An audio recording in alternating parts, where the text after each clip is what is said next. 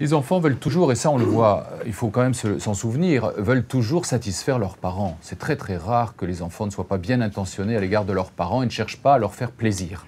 Qu'est-ce qui vous plairait, qu'est-ce que vous attendez de moi, etc. Et s'ils les déçoivent, c'est quelque chose de très douloureux pour eux. Le deuxième point qui me paraît participer de cette difficulté actuelle, c'est la confusion qu'il y a si fréquemment, en tout cas dans la tête d'un certain nombre d'enfants et d'adolescents, entre l'admiration dont ils seraient l'objet quand ils rapportent des bons résultats et l'amour dont ils seraient l'objet.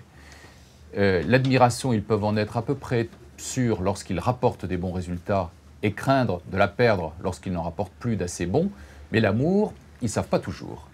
Et donc c'est tout le problème à ce moment-là qui va se mettre en route quand ils ont le sentiment de ne pas apporter les bonnes notes que leurs parents attendent, avec la peur de ne plus être aimés.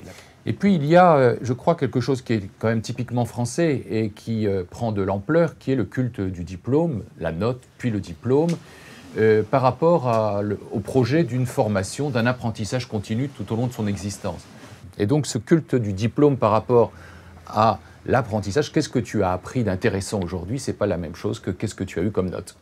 Je pointerai encore une autre notion sur laquelle je pense on reviendra, qui est depuis un certain nombre d'années, et là je situerai plutôt moi 15-20 ans, la difficulté pour un certain nombre d'enfants d'avoir vécu dans des bains ultra stimulants très précocement. C'est-à-dire qu'avec les parents bien intentionnés, et c'est une des caractéristiques de notre époque, c'est que les parents ne sont pas du tout des parents démissionnaires ou des parents qui baissent les bras, contrairement à ce qu'on dit, plutôt des parents bien intentionnés, ça c'est bien, mais parfois trop bien intentionnés. Et c'est le trop qui pose problème, bien évidemment. Dès le berceau, on voit des enfants gavés d'objets à haute valeur technologique, stimulant les yeux, les oreilles, les sens, excités, on pourrait dire, stimulés, dans une relation à l'objet comme ça qui est vraiment privilégiée du côté de la stimulation.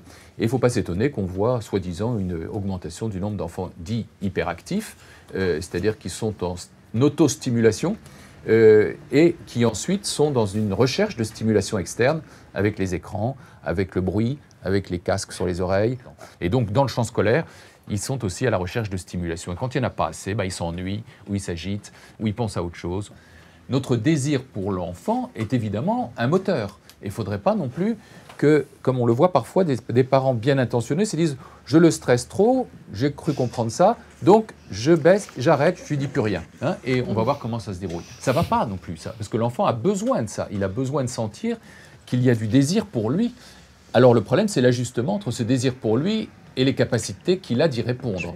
Et c'est là où c'est très difficile, parce que d'un enfant à l'autre, c'est évidemment pas la même chose, et l'enfant n'est pas forcément exactement comme son parent qui a tendance à plaquer son expérience.